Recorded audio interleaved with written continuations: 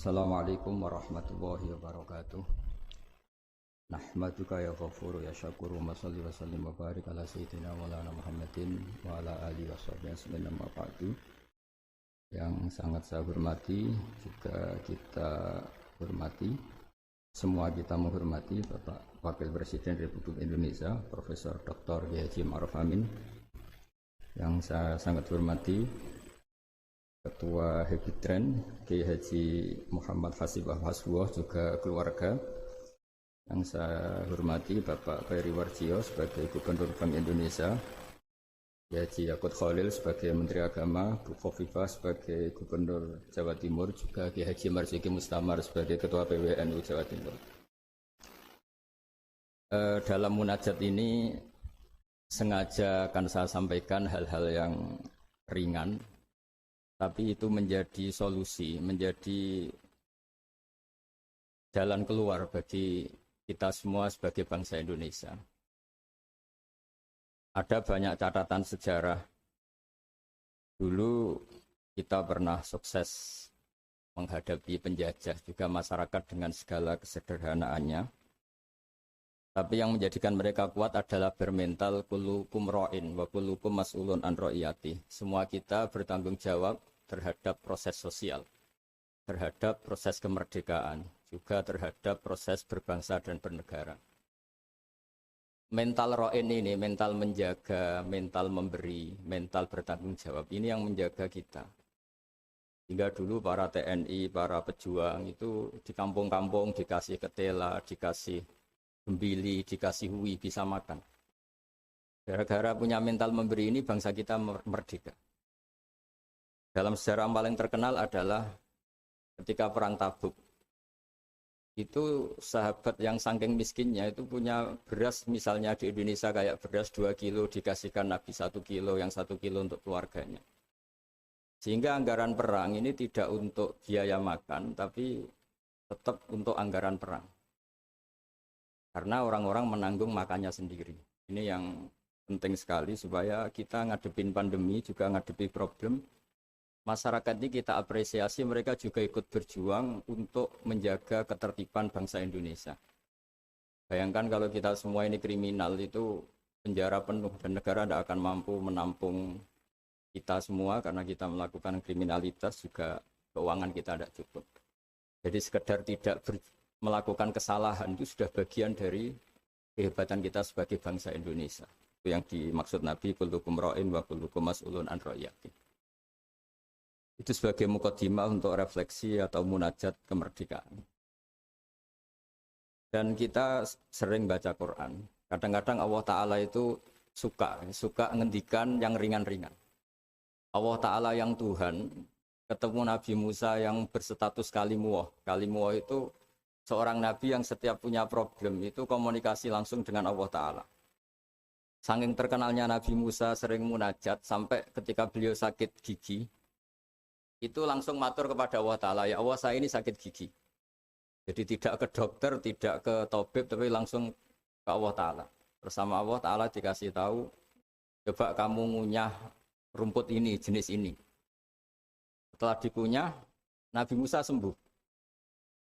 Suatu saat beliau sakit gigi lagi. Tidak lagi konsultasi dengan Allah, tapi langsung nyari rumput itu, kemudian dikunyah tambah sakit. Tambah sakit, Nabi Musa tanya, ya Allah ini sesuai resep pertama, kenapa tambah sakit? Resepnya Allah, dulu kamu percaya saya punya kekuatan menyembuhkan, sekarang percaya kamu sama rumput, silahkan minta sembuh dari rumput. Akhirnya semenjak itu jadi syariat bersama bahwa ikhtiar harus tetap hasbiyallah wa ni'mal wakil, meskipun tawakal juga harus tetap ikhtiar. Karena di semua cerita-cerita itu Nabi Musa tidak langsung disuruh berdoa, tapi disuruh ikhtiar, yaitu dengan mengunyah rumput tertentu yang menjadi obat sakit gigi. Tapi di balik itu semua ada hal-hal dahsyat yang Allah Ta'ala itu ngendikan atau cara memperlakukan seorang kekasihnya itu ringan sekali, rileks sekali, sehingga banyak kiai-kiai kita yang rileks. Fir'aun itu betapa biadabnya Fir'aun, betapa bengisnya Fir'aun yang menindas bangsa Israel, Bani Israel. Tapi pertama ketika Allah manggil Nabi Musa itu pertanyaannya ringan sekali. Wa ma tilka biyaminika ya Musa, kamu bawa apa? Padahal Allah tentu tahu. Ini Gusti, saya bawa tongkat katanya. Kata Allah untuk apa? Atawakka'u 'alaiha wa ahusyu biha 'ala ghanami waliya fiha ma'arifu ukhra. Ya, banyaklah Gusti fungsinya tongkat ini. Untuk menghalau kambing saya ketika menggembala, untuk merontokkan daun-daun supaya dimakan kambing saya. Dan masih banyak lagi kepentingan yang lain. Kata Nabi Musa, waliya fiha ma'arifu ukhra, dan masih banyak kepentingan lain. Sehingga para mufassir mengatakan bahwa psikologi seorang rakyat ketemu presiden atau ketemu gubernur, apalagi ajudan, ketemu pimpinannya itu pasti takut.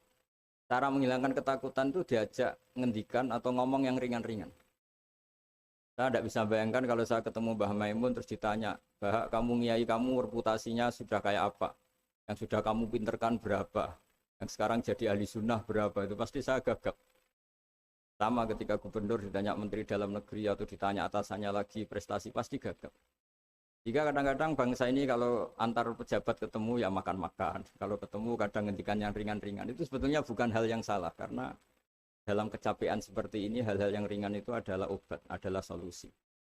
Hingga Nabi Musa tidak ditanya, kamu jadi nabi reputasi kamu apa? Malah ditanya yang ringan. Wa ma tilka biyaminika ya Musa. Qala hi asaya atawakka'u 'alaiha.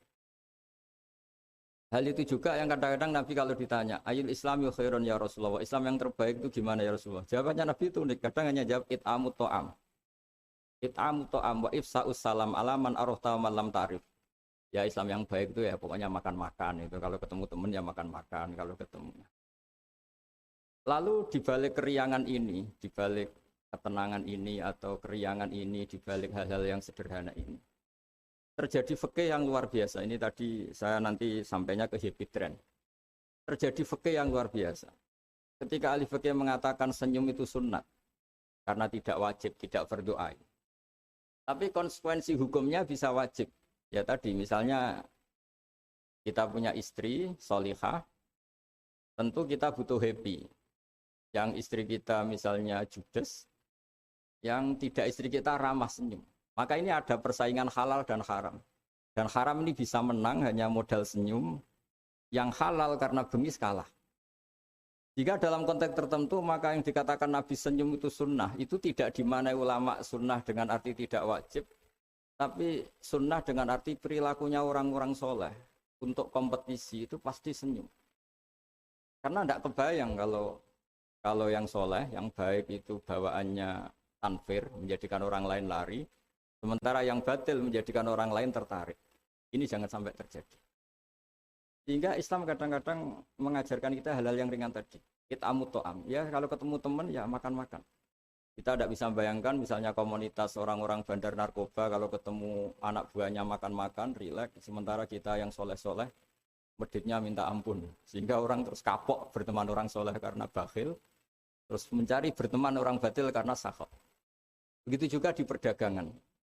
Di perdagangan kita ingin produk halal ini menjadi inspirasi kita, menjadi mental kita. Sehingga barokahnya produk halal ini, kita tidak butuh lagi produk yang haram. Wa aghnina bi halalika an haramik. Semoga dengan halalmu ya Allah, kita tidak butuh lagi haram.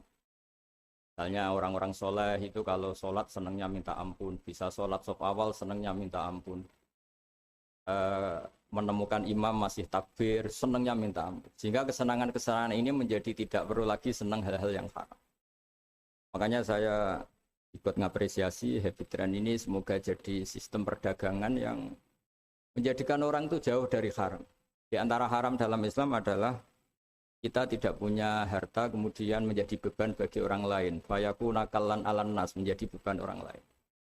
Hingga di makalah Imam Ghazali paling terkenal di antaranya muru'ah. Muru'ah itu harga diri seseorang itu punya uang, punya harta. Kata Imam Ghazali menyitir sebuah makalah orang sebelumnya, apa etika orang kalau ketemu teman? Kata orang itu jawabnya bawa uang katanya. Pokoknya kelihatan cukup. Gitu. Karena kalau kita ketemu teman, misalnya di Jakarta, orangnya sudah kelihatan hanya sanggup sak perjalanan, mesti pikiran pertama wah nyangoni ini, karena dia tidak akan kuat beli tiket. Gitu. Jadi belum sudah jadi problem.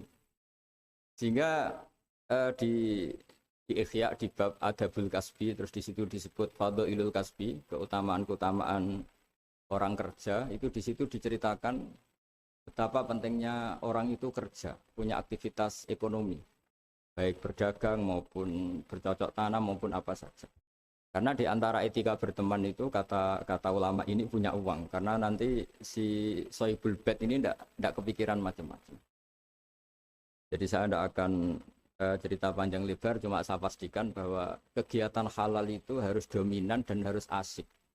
Karena nanti kalau dalam kompetisi kita yang bernegara sehat, bawaannya marah-marah, orang yang salah bawaannya senyum, pasti pertarungan ini akan dimenangkan yang salah. Begitu juga yang orang bawa kebenaran bawaannya pikir, sementara yang bawa kebatilan dermawan, pasti kita akan kalah.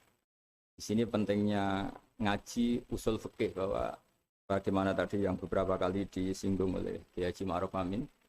Saya suka sekali karena beliau sering ngendikan kaidah-kaidah fikih juga usul fikih, bahwa masalah pandemi ini atau masalah bangsa ini itu masalah bersama, bukan masalah pejabat saja, bukan tanggung jawab pejabat saja. Karena dalam Islam diajarkan siapapun yang punya kemampuan ikut membantu itu ya wajib. Jadi ukurannya itu siapapun, bukan yang sedang bertugas. Kalau semuanya profesional bisa habis bangsa ini. Misalnya kita melihat orang tenggelam terus biarin aja, kita tidak SAR kok, tidak tim yang penyelamat tenggelam.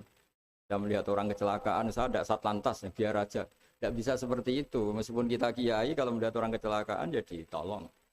Meskipun kita tidak profesi itu, kalau berkesempatan ya menolong. Kalau semuanya profesional bisa habis bangsa ini, karena nanti orang tenggelam nunggu tim SAR datang baru nolong. Nanti ada orang kecelakaan nunggu Kasat Lantas datang baru nolong. Ya tidak seperti itu. Ukurannya kalau dalam fikih ya man lahu qudratun 'alal fi'li, yang mampu melakukan ya harus melakukan. Jadi saya terima kasih sekali sama Kiai Haji Hasib, sama semua keluarga Tambak Beras, bahwa aktivitas dulu yang dilakukan Bapak Hasbullah sebagai pedagang, sebagai importer kain, sebagai penggerak ekonomi bangsa Indonesia, dan dulu gerakan-gerakan besar Indonesia juga dimulai dari Serikat Dagang. Ini semoga berkah dan menjadikan kita berenergi, kita punya kemampuan untuk riayah, untuk menjaga bangsa ini. Bukan menunggu dikasih. Tapi kalau kita ikut mentalnya riayah, memberi, menjaga, pasti mental kita ini bersama-sama menjaga. Tapi kalau mental kita tidak ikut bertanggung jawab, miskin nyalakan Menteri Keuangan, tidak pinter nyalakan kiai, ribet. Nanti kalau banyak musibah nyalahkan kiai, doanya tidak mandi. Wong ada musibah itu karena sanksi orang-orang yang nggak jelas, malah kita disalahin, kan ya ribet. Nanti kalau salah-salah gitu terus ribet. Alhamdulillah kita tidak punya mental seperti itu. Kita ikut semuanya berdoa, Rabbana dzalamna anfusana, kita semuanya merasa salah. Karena ya tadi termasuk salah adalah misalnya pernah suatu saat Nabi Ayub ditanya istrinya, kenapa engkau sebagai Nabi tidak minta doa di entasnya musibah pada diri engkau? Saya sehat sudah berapa tahun? Ya sekitar sekian puluh tahun. Saya sakit baru sekian bulan. Masih lama mana?